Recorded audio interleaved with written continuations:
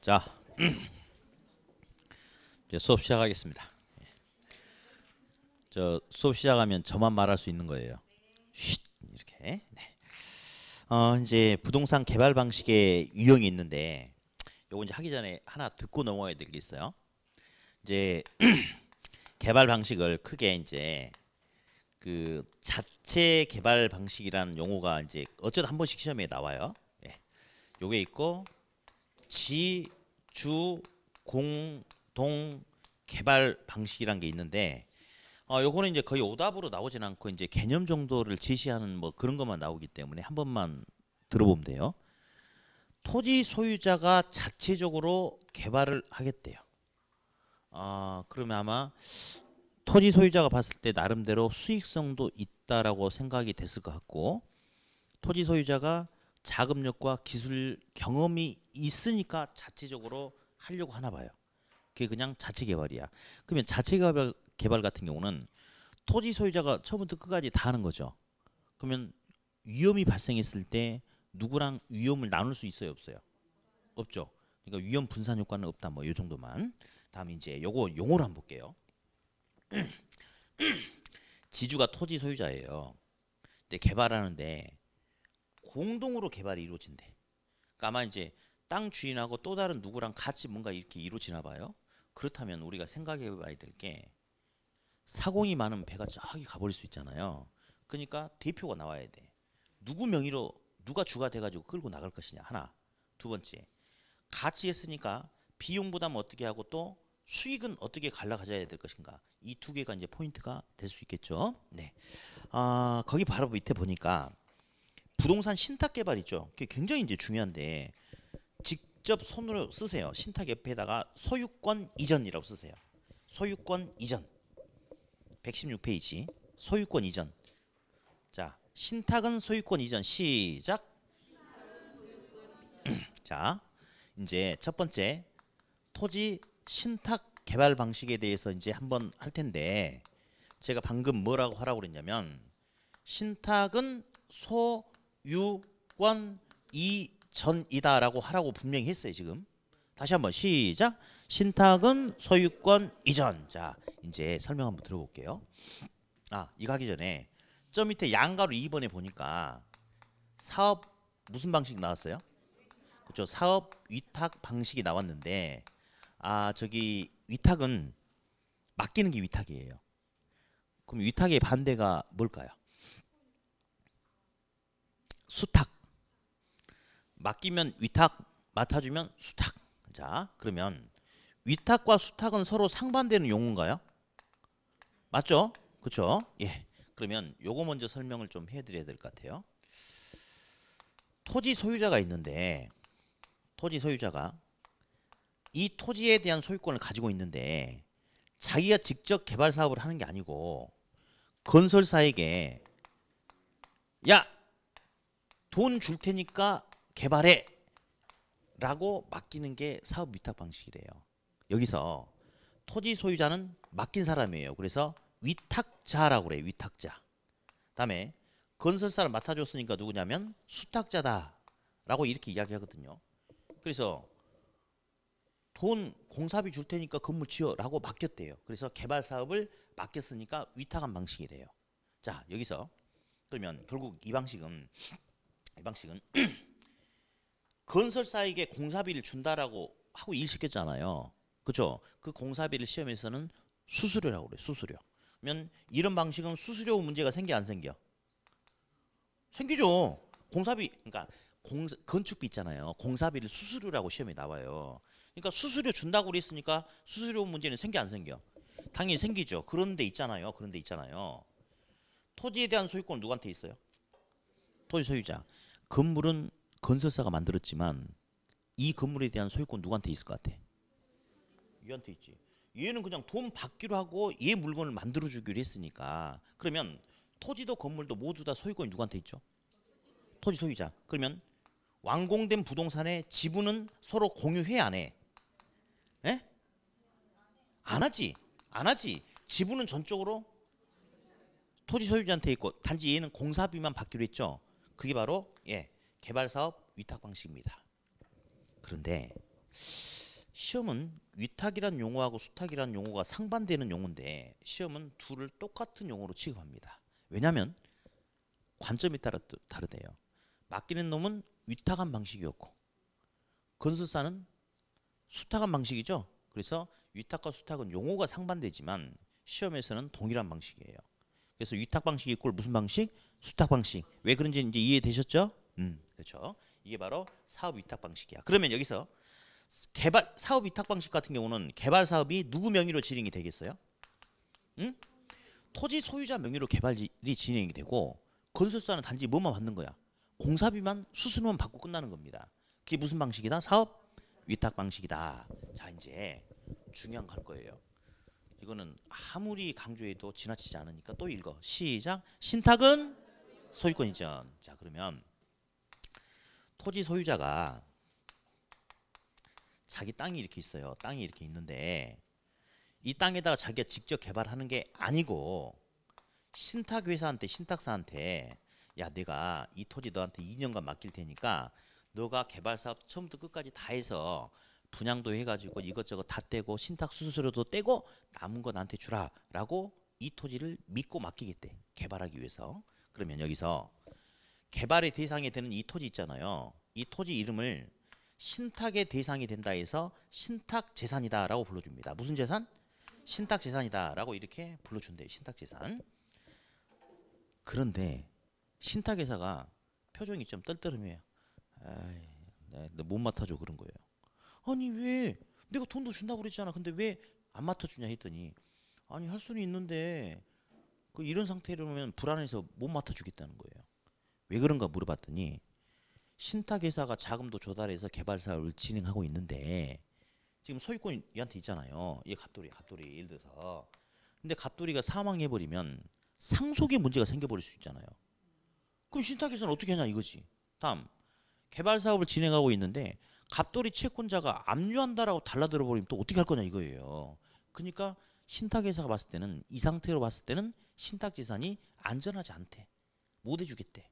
그럼 어떻게 하면 해줄 거냐 했더니 등기부 갑구에 7번 매돌 며칠 갑돌이가 매매를 원인으로 하는 소유권 이전 등기를 했대요. 그래서 소유자가 분명히 갑돌이 맞죠.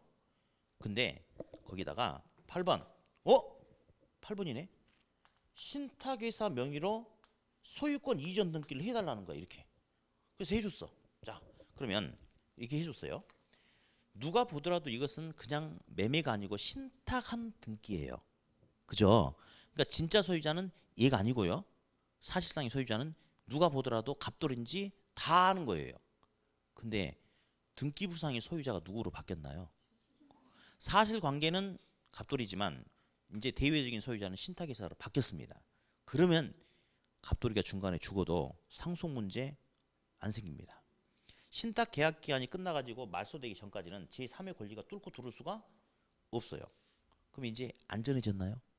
그렇죠? 따라서 신탁의 가장 큰 특징은 신탁 계약 기간 중에 신탁 재산의 안전성을 확보하기 위해서 신탁 재산에 대해서 뭐 이전한다?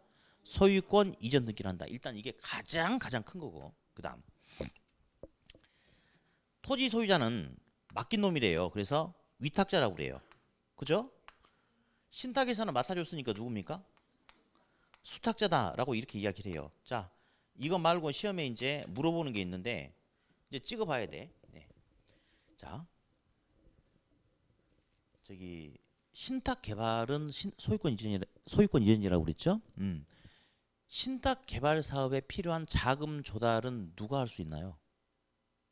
대출은 누가 받을 수 있어요? 예, 소유자는 은행 갖고 와봐야 소유자를 인정 안 해줘요. 갑돌이는. 등기부상의 소유자가 누구로 바뀌었어요? 그러면 자금 조달도 얘가 하는 거죠.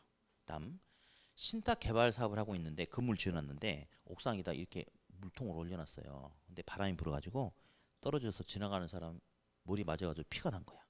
그게 튀겨가지고 옆에 벤츠 승용차 백밀러를 깨버린 거야. 그러면 신탁 계약 기간 중에 발생하는 각종 대인 대물 사고에 대한 책임도 누구한테 있을 것 같아? 그렇죠. 왜냐하면 소유권이 바뀌었으니까. 그래서 지금은 일단은요 세부적인 내용이 중요한 게 아니고 신탁은 뭐 이전? 소유권 이전. 이 감을 잡는 게 제일 중요합니다. 또 하나. 신탁과 사업 위탁 방식을 비교를 해보니 비슷한 부분이 있고 차이점이 있어요. 비슷한 부분은 둘 다 소유자가 직접 개발하는 게 아니고 누구한테 맡겼죠? 그럼 비슷하죠? 큰 차이점이 있어요.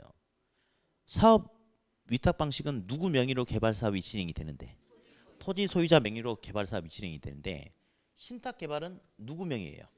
신탁회사 명의로 개발 사업이 진행된다는 거. 다시 한번 신탁의 특징 소유권 이전. 그렇게 일단 하나 잡으세요.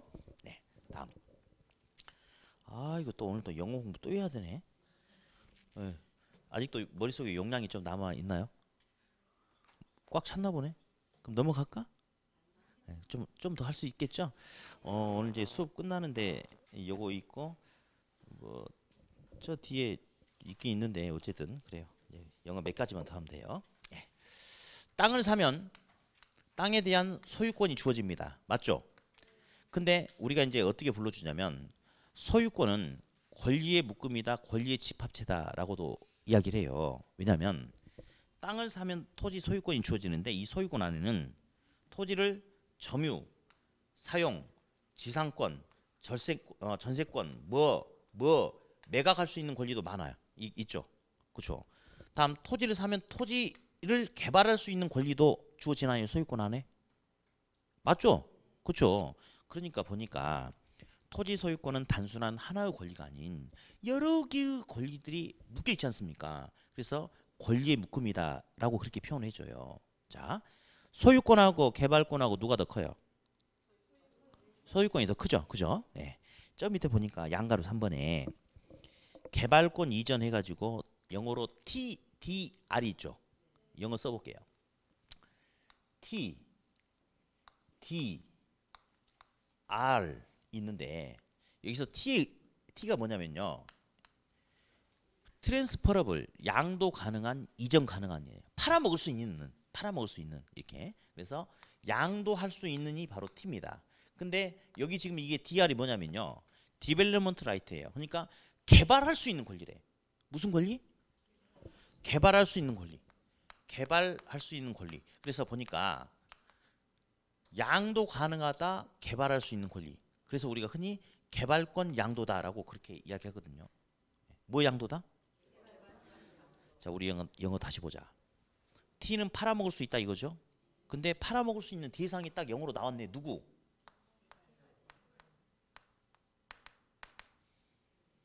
영어를 보니까 개발권만 양도할 수 있다라고 나와 있죠. 맞습니까? 맞죠? 그러면 좀 이따 이제 설명하겠는데 이쪽 파트에서 뭐 소유권 양도 이런 소리가 나오면 돼, 안 돼? 안 됩니다. 영어를 해석해 보니까 딱 팔아먹을 수 있는 대상은 결정됐어요. 누구만? 개발권만 팔아먹을 수 있는 거죠. 그래서 그걸 갖다 개발권 양도다라고 그렇게 일단은 네. 자, 설명할게요. 여기에 A 지역이 있는데요. A 지역은 개발 상한선 이만큼이래요. 1번지 토지도 있고 2번 토지도 이렇게 있대요. 1번지 토지 소유자는 개발 상한선까지 건물을 다 지어버렸대요. 뭐 더 이상 이야기할 것도 없습니다. 근데 2번지 토지 소유자는 요만큼만 건물을 짓고 요 이외에 있는 이 공간은 미이용된 공간으로 놔두고 있는 상황이래. 지금 미이용 공간으로 놔두고 있는 상황이래. 그래서 제가 물어봤어요. 얘한테. 야, 너는 법적으로 이만큼까지 개발할 수 있는데 왜 허용된 범위도 개발하지 않느냐? 너 왜 이 권리를 포기했니? 했더니 2번지 토지 소유자가 뭐라 하느냐? 아니다.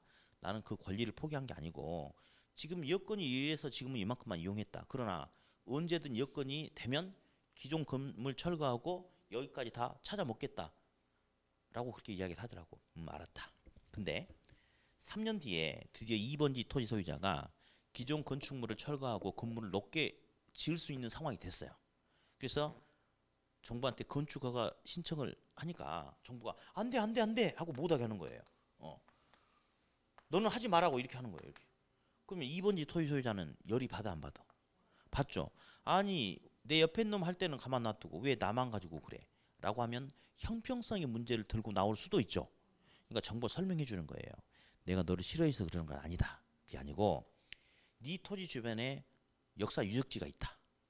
경관 가치가 있다. 또는 생태계적으로 보존해야 되는 어떤 자원이 있다. 근데 네 토지지만 네가 개발해버리면 그런 것들이 훼손되지 않겠느냐. 그러니까 공공의 이익을 위해서 너는 좀 하지 마라 라고 강요를 하더래. 그러면 정부의 행위로 인해서 2번지 토지 소유자는 손실이 발생한 거 맞죠? 당연히 정부가 손실 보상해 줘야 돼요. 근데 현금으로 보상을 해주면 그냥 끝나는데 현금으로 주는 게 아니고 TDR인지 뭔지 종이 딱지를 이렇게 주겠다는 거예요.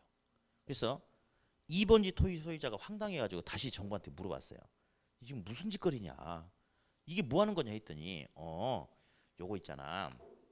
어차피 A지역은 개발 안 되니까 인접에 B지역이 있다. B지역이 있다. 근데 B지역은 개발 상한선이 이만큼밖에 안 된다. 그러면 정상적으로 개발하면 이만큼밖에 개발할 수가 없는 상황이다. 그런데 너는 여기서 이만큼 희생을 당했으니까 여기서 초과 개발을 하게 된다면 기존에 개발할 수 있는 범위 내에서 초과 개발을 하게 된다면 초과 개발에 따른 개발 이익이 추가적으로 생길 수 있지 않냐. 그러면 여기서 손실이 발생한 거 이걸로 메꾸면 안 되겠니? 이렇게 하는 거예요. 그러니까 손실 보상이 되긴 된 거죠. 왜냐하면 여기서 이용하지 못한 것을 다른 데서 더 많이 이용할 수 있게끔 허용을 해줬으니까. 맞죠? 근데 2번지 토지 소유자가 그런 거예요. 무슨 말인지 알아듣겠는데 야, 나 사는 꼴을 봐라. 내가 인접 토지까지 매입해가지고 또 개발할 수 있는 여건이 안 된다. 어떻게 할 거냐 했더니 팔아먹을 수 있게끔 여건을 조성해 주겠대요. 그래서 이 지역은 토지용 규제가 엄격하게 적용되는 지역이래요. 그래서 초과 개발하기 위해서는 정부로부터 허가를 또 받아야 되는데 허가 조건 중에 하나가 TDR을 첨부를 하는 겁니다. TDR. 그래서 을돌이가 지금 여기 개발하려고 하거든요. 초과 개발. 그래서 을돌이가 건축가 담당 직원한테 물어봤어요. 저기 허가 좀 내주세요 했더니 건축가 담당 직원이 초과 개발하시려고요? 했더니 그렇대. 그러면 가져오셨나요 했더니 갑돌이가 돈 봉투를 내밀면서 당연히 갖고 왔죠 했더니 이 돈 봉투 말고 TDR을 첨부를 하라는 거예요. 그럼 TDR을 어떻게 구합니까 했더니 시장에 가보면 누군가가 TDR을 가지고 있는 사람이 있을 거래. 그 사람한테 협상을 잘해서 사가지고 첨부를 하라는 거야. 그래서 보니까 을도리에 보니까 정말 2번지 토지 소유자가 TDR을 가지고 있죠. 그래서 얘한테 너 그거 안 쓸 거면 나한테 팔아라. 내가 1억 줄게. 자, 사실 초과 개발하면 2억 원의 추가적인 이익이 생길 수가 있대. 근데 2억 원의 추가적인 이익을 얻기 위해서 1억을 주고 TDR을 사왔죠. 자, 여기서 가장 큰 특징은 자, 정부가 직접 현금 보상했어요, 안 했어요? 안 했는데도 얘 돈 지었나? 그죠? 그러니까 정부가 직접 하지 않았지만 현금 보상 효과가 나타나고 있죠. 그렇죠? 네, 다음 두 번째. 을돌 입장에서는 좀 억울할 수도 있어. 정부가 나를 규제하지 않았다면, 이런 식으로 규제하지 않았다면 온전하게 초과이윤 내가 얼마를 가져갈 수 있는데 2억을 가져갈 수 있는데 정부가 TDR을 첨부하라고 하다 보니까 규제하다 보니까 내 피 같은 돈 1억 원 주고 TDR 사버렸죠. 그러면 2억 중에 을돌이는 1억을 뺏겼다라고 생각할 수도 있나요? 을돌이는. 그러면 을돌이는 개발 이익의 일부를 환수당했다라고 생각할 수도 있죠. 다시 정리합니다. 이 TDR 제도는 가장 큰 특징이 정부가 직접 하지 않았지만 현금에 의한 보상 효과가 나타나고요. 네. 개발 이익의 일부를 환수당하게 되는 효과가 나타날 수도 있겠죠. 자, 그런 것들이 시험에 나오는데 오답은 통상 여기입니다. 영어. 다시 한번 이야기합니다. TDR은 보니까 팔아먹을 수 있다가 T죠. 뭘 팔아먹을 수 있대? 소유권이 아니에요. 개발권이죠. 근데 시험에 오답이 이런 식으로 제시가 돼.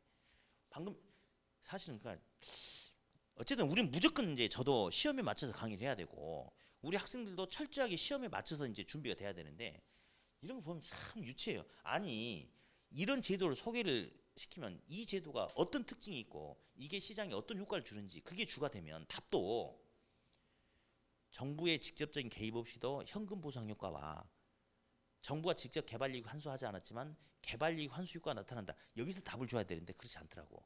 어디서 답을 주느냐.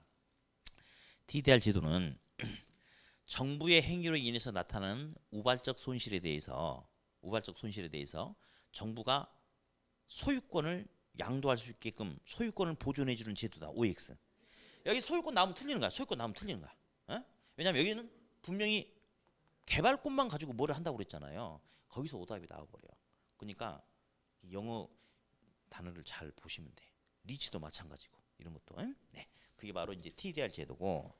다음에 이제 그 가끔 몇 년에 한 번씩 우리 시험에 뭐가 나오냐면 현재 시행되고 있는 정책이나 우리나라에서 시행되고 있는 정책이나 제도가 아닌 것은 이걸 물어보는 게 있어요. 오늘은 할 필요 없지만 나중에는 기본서에다가는 제가 TDR 옆에다가 우리나라에서 시행되고 있지 않은 제도다라고 쓰라고 할 거예요. 예. TDR 제도는 우리나라에 있다 없다? 없습니다. 근데 이제 우리 공법 선생님이 또 실무까지 하셔가지고 참 사례도 잘 들어주시고 그러잖아요. 강의가 좀 재밌는 것 같은데 보니까. 근데 공법이 유사한 게 있긴 있어. 또 뭐 배웠냐라고 물어보면 또 당연히 안 배웠다고 하겠죠. 당연한 것 같은데 그냥 나중에 언젠가는 이런 소리가 한번 나올 거예요. 여기 이제 마을이에요. 마을은 부락이 이렇게 모여서 주택들이 모여 있고 저기 산기슭에 갑돌이 혼자 살아. 혼자 살다 보니까 위험하잖아요. 멧돼지도 나올 수 있고. 근데 여기는 기존 마을은 개발 제한 구역이어 가지고 추가적인 신축을 허용을 안 해준다고 가정할게요. 근데 저 혼자 사니까 위험하니까 쟤는 이쪽으로 좀 와서 살면 좋겠어. 그러면 제 같은 경우는 기존의 주택 면적 있죠. 거기에 근거해 가지고 이쪽에서 그만큼 새롭게 건축할 수 있게끔 해주는 게 있어요. 뭐 아직 당연히 안 배웠죠. 저는 안 배웠을 거라고 확신합니다. 설령 배웠더라도 기억이 안 나오면 안 배웠다고 하니까 뭐 더 이상 그 가지고 추궁하진 않을게요. 근데 언젠가 그게 나와. 그래서 아마 실무하신 분들은 뭐 용마루권을 거래한다 뭐 이런 소리도 있고 그럴 거야 아마. 근데 어쨌든 비슷한 건 있으나 이 제도는 우리나라에 있다 없다? 없다 이렇게 하시면 되겠습니다. 네. 방금 이야기했던 거 정말 안 배운 거 맞죠? 저도 그럴 것 같아요 느낌에. 네. 다음 그 용어 좀 하나 봐야 되겠는데 117페이지 보니까 양가로 1번에 현장 자원으로 토지가 있고 양가로 2번에 상품 자원으로 토지 이게 있습니다. 예. 양가로 1번에 현장 자원으로 토지, 양가로 2번은 상품 자원으로 토지. 예. 빨리 저도 이제 이쪽 지리를 좀 알았으면 좋겠는데 시간도 없고 그래서 이제 오전 수업 끝나고 이제 당장 이제 1월 달부터는 야간 수업도 하니까 아직 시간이 남잖아요. 근데 저는 이렇게 막 돌아다니는 걸 좋아해가지고 저 뒤에 보니까 산이 있던데 여기서 걸어가려면 한참 걸리나요? 아니 저 고등학교 뒤쪽 보니까 뭐 산 하나 있던데. 방향 여기 쪽인가? 여기 한참 걸리나요? 그래요? 거기 막 산책도 할 수 있어요? 거기 가야겠다. 그게 무슨 산이라고요? 황, 영, 령, 산 그죠? 예. 황령산 옆에 보니까 그 50층짜리 예.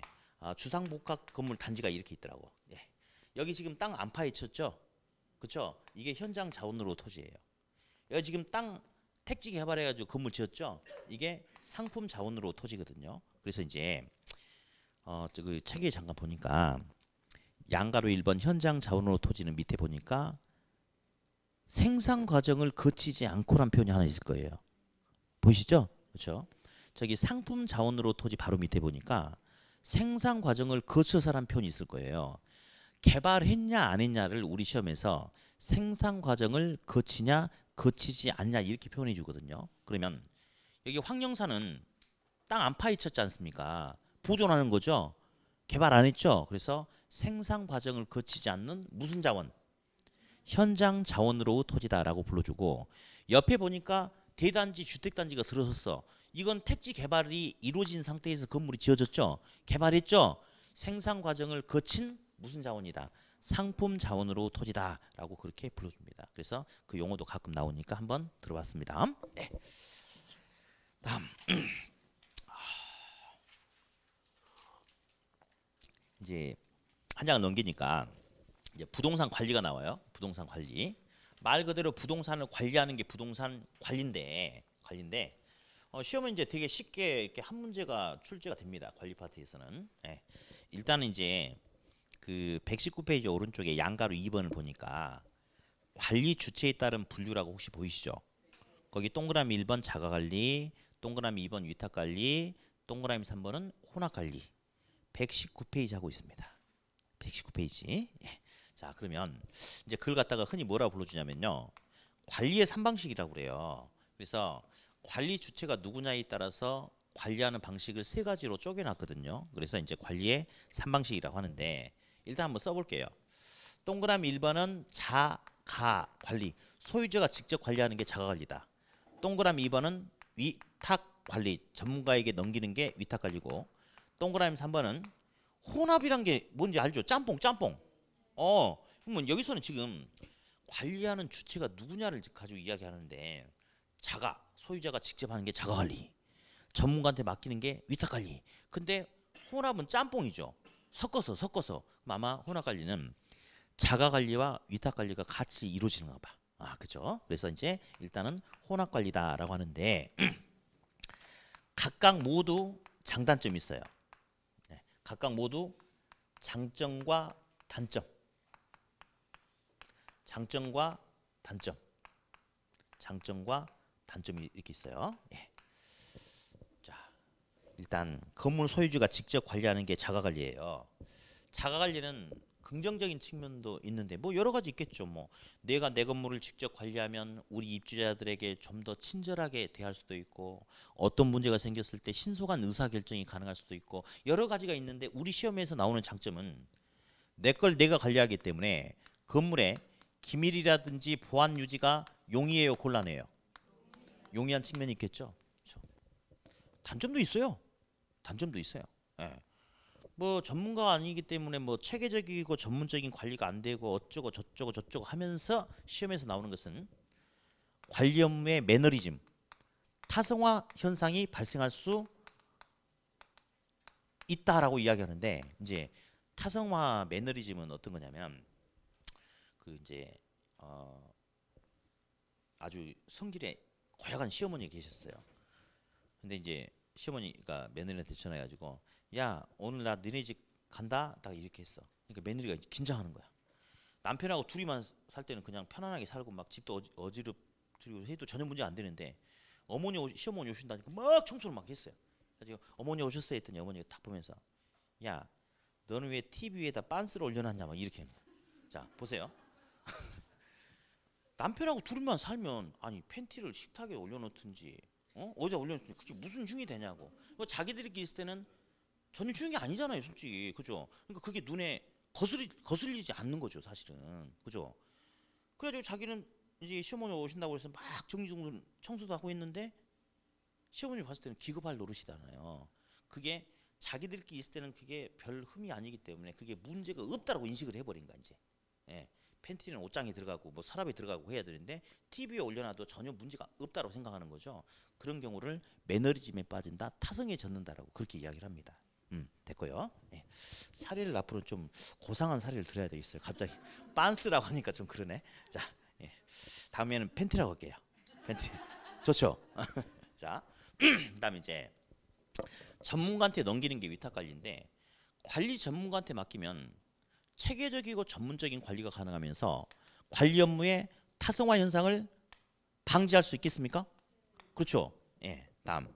근데 내 거를 내가 관리하면 내 속에서 뭔 일이 벌어졌는데 아무도 몰라. 그러나 남에게 위탁을 해버리면 내 건물에서 나타나고 있는 은밀한 조심스러운 부분이 외부로 흘러나가 버릴 수밖에 없겠죠. 그렇죠. 그러니까 건물의 기밀이라든지 보안 유지가 용이하겠어요, 곤란하겠어요? 곤란해지는 그런 문제점이 생기겠네. 예, 그죠? 보니까 자가관리의 장점은 위탁관리에서 반대로 단점으로 나타나고, 그죠? 자가관리에서 골치 아픈 문제점은 위탁관리에서 해결되는 장점으로 나타나네. 둘은 반대로 나타나나요? 예, 이렇게 접근하시면 돼요. 이렇게. 자, 그러면서 시험에 이제 오답이 어떻게 나오냐면요. 자가관리는 관리 업무의 타성화를 방지할 수 있는 특징이 있다. OX. X. 틀렸죠? 위탁 관리를 통해서 건물의 기밀 보안 유지가 용이한 특징이 있다. X죠. 딱 그렇게만 나와. 그래서 요것만 좀 알아두시면 되겠고. 혼합 관리는 아마 본인이 할 수 있는 것은 본인이 하고 본인이 할 수 없는 것은 관리업체에 넘기나 봐요. 예를 들어서 이 건물의 소유권이 저한테 있는데 임차인들하고 임대차 계약 공법상 규제 이런 것은 내가 직접 처리할 수 있죠. 능력되면 할 수 있죠. 1층에다는 은행 넣고 2층에다는 뭔 넣고 이런 것도 직접 할 수 있죠. 소유자가. 근데 엘리베이터 시설물 관리는 내가 직접 하면 돼요, 안 돼요? 안 돼요. 화재 안전 점검, 소방 이런 것은 사람 목숨 달린 일이기 때문에 정부로부터 인정받은 전문가가 하게 돼 있는 거야. 그러니까 내가 할 수 없는 거예요, 그거는. 그죠? 그럼 그런 것은 관리 전문 업체에 위탁을 하는 겁니다. 그게 바로 혼합 관리. 내가 할 수 있는 부분은 내가 하고 내가 할 수 없는 부분은 위탁하는 게 혼합 관리, 혼합 관리. 네. 자, 그러면 혼합 관리의 긍정적인 특징이 있어요. 시험에 나오는데요. 오답 안 나와요. 흘려 들으세요. 혼합 관리는 소유자가 할 수 없는 전문적인 부분은 전문가에게 위탁함으로써 관리 업무의 효율을 기할 수 있다. 참 좋은 소리죠. 이런 거는 오답이 안 나와. 요거. 혼합 관리는 어느 한 사람이 처음부터 끝까지 책임지고 하는 게 아니잖아요. 그러면 잘 되면 상관이 없지만 문제가 생겼을 때는 서로 책임을 전가하려고 하지 않을까요? 그래서 문제가 생겼을 때 책임 소재가 분명해지겠어요? 불분명해졌어요? 책임 소재가 불분명해지는 그런 문제점을 안고 있다. 일단 요게 시험의 핵심 키포인트고 한 장 넘기세요. 120페이지.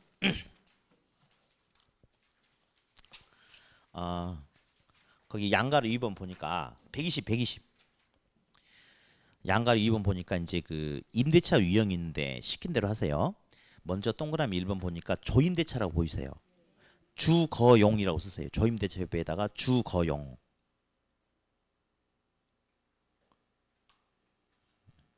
썼어요? 네. 가서 봐라. 저번 주인가 뭐 조는 총이다라는 소리를 들어본 것도 같은데 저번 주에 들어봤어요? 시작. 조는 총이다. 그러면 저거 다른 표현으로 뭐라고도 할까? 총임대차라고도 하겠죠? 세부 내용은 시험에 나온 적 없어요. 주거용은 조임대차. 동그라미 2번에 수임대차 나왔습니까? 그건 옆에다 공장 공업용이라고 쓰세요. 공업용. 동그라미 3번은 비율 임대차는 매출액의 일정한 비율을 임대료로 반영하는 거예요. 그래서 매장용이라고 쓰세요. 상업용을 매장용이라고. 매장용. 주거용은 무슨 임대차? 조임대차. 네. 공업용은 수임대차.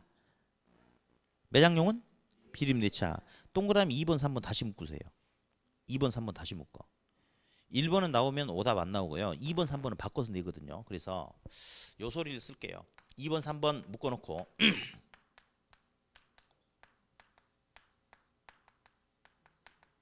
일단 쓰세요. 일단 써. 공순위 비매품이라고 일단 쓰세요. 공순위 비매품. 아, 진짜 이건 정말 나쁜 소리인데 우리 이제 시험에서 오답을 주니까 만드는 거죠. 그러니까 예전에 뭐 공돌이 공순이라고 했는데 그건 진짜 나쁜 말이에요. 진짜 나쁜 말입니다. 예. 근데 그냥 합시다. 공순이는 사람인가요? 그렇죠. 사람은 인신매매하면 돼, 안 돼? 매품하는 게 아니고 비매품이야. 사람 팔아먹으면 안 돼요. 그래서 다시 암기 시작. 공순이 비매품. 공순이니까 공업용은 무슨 임대차? 수임대차. 비매품이니까 매장용은 무슨 임대차? 비림대차. 그렇게 암기하세요. 그래서 어떻게 암기해라? 공순이 비매품. 시작. 공순이 비매품. 됐고 이쪽 파트에서 이제 계산 문제가 2개가 나온 적이 있어요. 2개가. 근데 제가 이제 한번 지시를 할 텐데 이거는 공부했냐 안 했냐고 무관한 문제거든요. 그리고 이제 문제를 풀어보는데 임대료를 물어보는 문제야. 근데 내가 그 건물주라고 생각해봐요. 그럼 계산이 좀 잘 될 수도 있어. 임대료 계산하는데 내가 누구라고? 건물주라고 내 돈이라고 생각하세요. 예. 첫 번째 시험 문제 유형이 요게 나왔어요. 예. 어느 상가가 있는데 매월 기본 임대료가 100만 원이다. 그리고 옵션이 있다. 전월 매출액 중에 2천만 원 초과분에 대해서는 별도로 10% 임대료를 더 내기로 했다. 근데 전월 총 매출액이 4천만 원이다. 그렇다면 이번 달 임대료는 얼마냐? 내 건물이라고 생각해야 돼. 내 건물. 이거 계산 못 하신 분들은 여기 저 합격해가지고 절대 건물 같은 거 사지 마세요. 임대인 자격이 없으니까. 예.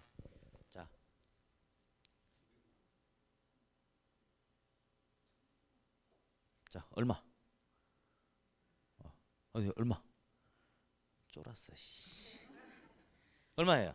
옆에 안 쳐다보네? 얼마냐고? 200만 원도 있고 300만 원도 있고 500만 원도 있고 얼마죠? 매달 기본적으로 100만 원 내는 거 맞죠? 그리고 잘 보셔야 돼. 이거의 10%가 아니고 이제 전월 매출액 중 2천만 원 초과분에 대해서는 10%더 내기로 했는데 저번 달 매출액이 이제 4천이니까 초과분이 얼마죠? 2천만 원 초과됐죠. 이 초과분에 대해서만 10%더 내니까 200만 원 더 내잖아요. 그러니까 얼마? 300. 자, 이런 문제 틀렸을 때 저 원망하시면 돼, 안 돼? 모든 책임 다 저한테 있는 거죠, 사실은. 예. 그런 정신이 좋아. 다 내 잘못이다 이렇게 스스로. 예? 어쨌든 이거 틀린 뭐 할 말도 없어요, 뭐. 이거 말고 틀릴 게 얼마나 많은데. 다음 두 번째 시험에 나왔던 유형. 건물이 있는데 임대용 오피스텔이에요. 이 건물 전체에 방이 100개가 있어. 100실 있어. 100실. 예. 근데 이 건물의 매월 총 건물 전체에 대한 고정 비용이 2,500만 원이 들어가고 고정적으로. 그다음에 한 실당 추가 비용이 10만 원씩 발생하게 되는 상황이라면 이 건물의 임대료는 얼마 이상 돼야 되느냐? 이제 한 실당 임대료는 얼마 이상 돼야 되냐? 한 실당 임대료는. 그러니까 어쨌든 저 문제 이 문제 못 푸시는 학생들은 나중에 건물 사시면 안 돼. 임대인 자격이 없어. 35만 원인가요? 볼래요? 그 건물 전체의 총 고정비가 이렇게 2,500입니다. 근데 방이 이제 한 실당 물어봤으니까 방이 100개니까 100으로 나누셔야 되겠죠. 그럼 이게 한 실당 고정비가 얼마예요? 25만 원이죠. 게다가 한 실당 추가적으로 발생하는 비용이 10만 원이니까 한 실당 최소한 35만 원이 돼야 되겠죠. 그래서 어쨌든 이쪽 안에서 나오는 계산 문제는 요런 스타일 할 수 있나요라고 물어보면 안 돼요. 물어보고 싶지도 않아요. 당연히 해야 되겠죠. 좀 이런 문제 가지고 뭐 잔소리하면 이게 말이 안 되는 겁니다. 그래서 어쨌든 두 가지 스타일의 문제가 여기서 각각 나온 적이 있어요. 네, 좋습니다.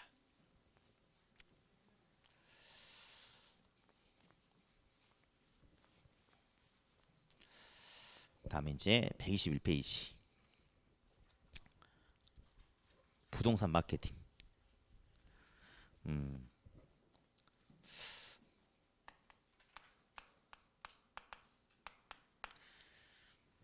판매란 말이 있어요. 판매는 돈 받고 물건을 넘기는 단순한 행위를 판매라고 한대요. 판매. 근데 마케팅은 요즘 소비자가 뭘 좋아하는지 사전 조사하고 거기에 맞춰서 물건을 제조하고 유통시키고 소비자에게 판매하고 문제가 생기면 AS도 해주고 이런 일련의 전 과정을 마케팅이라고 그래요. 그러면 판매하고 마케팅은 어떤 게 더 큰 개념이죠? 마케팅이 더 큰 개념이 되겠죠? 그렇죠? 어디? 마케팅을 열심히 하면 종전보다는 판매 수익이 커지는 거 맞습니까? 맞죠? 예를 들어서 우리 학원도 뭐 프랜카드 광고도 하고 지하철에 뭐 붙이기도 하고 막 광고를 하잖아요. 그죠? 그러면 안 할 때보다 그걸 하면 어쨌든 수강생이 몇 명이라도 더 올 수 있는 거 맞잖아요. 그러니까 마케팅을 열심히 하면 판매 수익이 커지는 것은 명백한 사실이에요. 그래서 제가 아침에도 우리 원장님한테 그랬어요. 좀 막 TV 광고도 좀 하고 좀 하라 했더니 원장님이 돈은. 내가 그 생각 못했네. 예. 근데 이제 딜레마가 있어요. 마케팅을 열심히 하면 정전보다 수강생 숫자는 느는 건 맞는데 마케팅을 열심히 하다 보면 피 같은 내 돈 비용 지출이 커질 수도 있나요? 그렇죠. 그러니까 사실은 어쩔 수 없으니까 판매자는 마케팅을 하는 거예요. 예, 어쩔 수 없으니까 하고 싶지 않죠 사실은. 그죠? 자, 근데 있잖아요. 이 알약이 있어요. 알약이. 이 알약을 먹으면 암기력이 10배로 상승한대. 여러분들 먹어야 돼, 안 먹어야 돼? 시험 볼 때까지 매일 하나씩 먹어야 될 것 같아. 이것만 먹으면 합격이란 말이야, 이게. 근데 이 물건을 파는 사람이 황령산의 김노인하고 대구 팔공산의 박노인 딱 두 사람만 있대, 전국에. 그러면 이 물건을 사고자 하는 소비자는 되게 많죠. 근데 파는 사람은 딱 두 사람이네. 그럼 소비자 공급자 중에 누가 우월한 위치에 있죠? 공급자가 독점적인 우월한 위치에 있죠. 그런 경우를 공급자 중심의 시장이라고 해요. 이런 공급자 중심의 시장이라면 황령산, 팔공산에 있는 김노인, 박노인들은 마케팅 안 해도 알아서 사러 오는 거 아닌가요? 그렇죠? 마케팅 안 해도 됩니다. 근데 시장이 왜 마케팅을 해야 되냐면, 저 어디 스마트폰 없으신 분 손 들어봐요. 다 있어요? 여기 잘 사는 동네네. 진짜 다 있어요? 진짜 궁금해서 물어보는 거야. 스마트폰 다 있습니까? 어르신도 있어요? 그러면 우리 소비자들은 스마트폰이 다 있어. 근데 결국 스마트폰이 다 있는데 새로운 스마트폰에 대한 수요는 교체 수요라든지 분실 수요 외에는 수요가 없을 거란 말이야. 다 있으니까. 근데 스마트폰 가게는 엄청 많아. 그러면 소비자는 한정적인데 공급 매장은 많단 말이야. 이렇게. 이게 바로 소비자 중심의 시장이에요. 그럼 소비자가 골라 살 수 있는 거죠. 그러니까 스마트폰 매장에서는 소비자를 강력하게 끌어당기기 위해서 뭐 할인 행사도 하고 뭣도 주고 자기를 자꾸 이렇게 알려야 되는 거야. 그래야지 팔아먹을 수 있대요. 그게 누구 중심의 시장이냐면 소비자 중심의 시장이야. 그러니까 마케팅은 왜 어느 시장에서 더욱더 필요한 거예요? 소비자, 구매자 중심 주도의 시장에서 어쩔 수 없으니까 마케팅이 필요할 수밖에 없죠. 그렇죠? 네. 이렇게 강의를 하다 보면 정말 아쉬운 게, 안타까운 게 마케팅이에요. 개인적으로 봤을 때는. 왜 마케팅 파트가 너무너무 안타깝냐면, 이게 우리 실생활에서, 그러니까 부동산을 하든 뭘 하든 도움이 되는 게 너무너무 많아요. 사실은. 한 5시간 정도 강의를 했으면 좋겠는데, 안타깝게 시험 문제 한 문제가 나오는데 항상 그 자리에서 나와요. 그러니까 강의를 거의 15분 정도, 20분 이내에 끝내야 돼. 너무너무 안타까워요. 근데 오늘은 우리가 이제 시간에 쫓기는 게 아니니까 그냥 좀 해볼게요. 가격과 관련된 전략 중에 우리 시험에 나오지 않는 게 있는데요. 그래도 그냥 우리가 한번 그냥 들어볼게요. 그냥. 예. 저는 참치를 좋아해요. 참치. 예. 참치 여기다가 딱 술 한잔 먹으면 좋죠. 이제 참치집 갔더니 메뉴가 A 세트, B 세트, C 세트가 있는 거예요. 근데 A 세트 1인분에 7만 원입니다. 7만 원. 비싸죠. B 세트 4만 원이에요. C 세트 3만 원입니다. 자, 이렇게 하면 이 참치 매장에서 제일 잘 팔리는 건 어딜까요? 이겁니다. 이게 잘 팔립니다. A 세트는 비싸잖아요. 그렇죠? 그러니까 1인분 7만 원 너무 세잖아. 그래서 이제 그럼 싼 거 C는, 아니 그 C는 좀 그래. 저 흔히 거시기해. 왜냐면 이런 C에다가 만 원만 더 붙여도 요거 먹을 수 있는데, 그러니까 왠지 C를 선택하면 좀 사람이 없이 보이거든. 그러니까 여기서는 B를 많이 사 먹습니다. 그런데 7만 원은 큰 돈이야, 작은 돈이야? 어이씨, 큰 돈이지. 근데 있잖아요. 어떤 참치집 가보면 실장 스페셜 해가지고 1인분에 15만 원짜리가 있어요. 이렇게. 팔릴까요? 안 팔릴까요? 안 팔려요. 아니, 안 팔려. 거의 안 팔립니다. 뭐 누구 손님 접대하거나 특별한 일 아니면 거의 안 팔립니다. 안 팔리는데 메뉴가 있는 거예요. 그 이유가 뭔지 아세요? 예, 가격에 대해서 충격요법 주는 거예요. 이게 없을 때는 말이죠, 7만 원이 엄청나게 크게 느껴지거든. 근데 큰 돈이란 말이야. 이미 여기서 충격 받아버렸죠. 그 다음에는 이거는 그렇게 크게 느껴지지 않습니다. 그러니까 이게 없을 때는 이게 크니까 요거 위주로 가는데 이게 있으니까 여기서 벌써 큰 충격을 받아버리니까 이게 그렇게 크게 안 느껴져 가지고 오히려 이게 더 잘 팔리는 겁니다. 이게 자동차라든지 우리 부동산도 그렇고 물건 판매할 때 일부러 이런 가격 충격 요법을 쓰는 거예요. 예, 이렇게 이런 것도 그러니까 부동산 이렇게 뭐 가격 붙여놓고 하는 것도 있잖아요. 그런 것도 이런 전략도 되게 필요하거든요. 예. 뭐 그리고 이제 뭐 어쨌든 사람 심리를 자극하는 것 중에 또 하나가 우리 이제 그 아파트 광고가 지금 완전히 바뀌었어요. 광고 주된 타켓, 예. 광고에서 보여주고자 하는 게 완전히 바뀌었는데 옛날에는 집이라면 편안함, 안락함, 우리 가족들의 행복함 뭐 이런 거야. 그러니까 주로 중견 배우들이 아파트 광고 모델 이거 위주로 했거든요.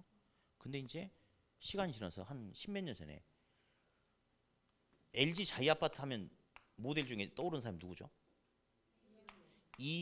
이영애가 있죠. 이영애. 예. 그죠? 완전 그때 확 광고판 흔들어 놓은 게 원래 집은 편안함, 안락함, 우리 가족들이 행복하게 산다 뭐 이런 게 안정감 이런 건데 갑자기 이영애가 드레스 입고 요염한 차들 먼 하늘 쳐다보면서 막 다니는 거야 이렇게. 그러니까 있잖아요. 이제 사람들이 아는 거야. 남자는 있잖아요. 큰 소리만 칠 줄 아는 사람들이에요. 남자는 큰 소리만 치고 푼돈 지출만 하는 거고 결국 집 2억 3억 4억짜리 집은 큰 돈은 여자에 의해서 결국 좌우되는 겁니다. 이제 그런 거 한 거야. 그래가지고 이제는 남자는 있잖아요. 아파트 광고에서 남자는 고려 대상으로 안 삼아보려고 해요. 결국 여자 주부를 대상으로 하는 거예요. 그래서 주부한테는 맨날 편안함 안락함 이런 게 아니고 과거 내가 젊었을 때 나도 이런 표현 쓰면 안 된다면 그냥 이게 싱싱하고 아름다웠다. 막 이런 식으로 해서 과거로 뭔가 옛날 생각을 회귀하면서 이영애가 여기서 LG 자이 아파트에서 걸어다니는 거 보니까 너무너무 아름다운 거야. 그래서 나도 LG 자이 아파트 들어가면 이영애처럼 아름답게 살 수 있어. 사실은 이영애는 여기 있기 전부터 아름다웠어. 그럼에도 불구하고 그런 어떤 심적인 자극을 유도하는 어떤 그런 것도 있고 뭐 줄을 서시오 마케팅도 많고 그러는데 참 그러니까 참 안타까워요. 이게 사실은 그 마케팅 파트가 시험 문제에 한 5문제 정도만 나와도 얼마나 좋을까 그런 생각이 좀 드는데 어쨌든 방금 이야기했던 거는 다시는 이야기 안 할게요. 시험에 안 나오거든요. 에이씨. 자 어쨌든 마케팅 전략 파트에서 2개만 잠깐 짚어드릴게요. 하나만 짚어드릴게요. 122페이지 보니까 양가로 3번에 관계 마케팅이 있어요. 관계 마케팅이 보이세요? 고객과의 관계를 단지 일회성 관계가 아닌 장기적이고 지속적인 관계로 유지시키려고 하는 것을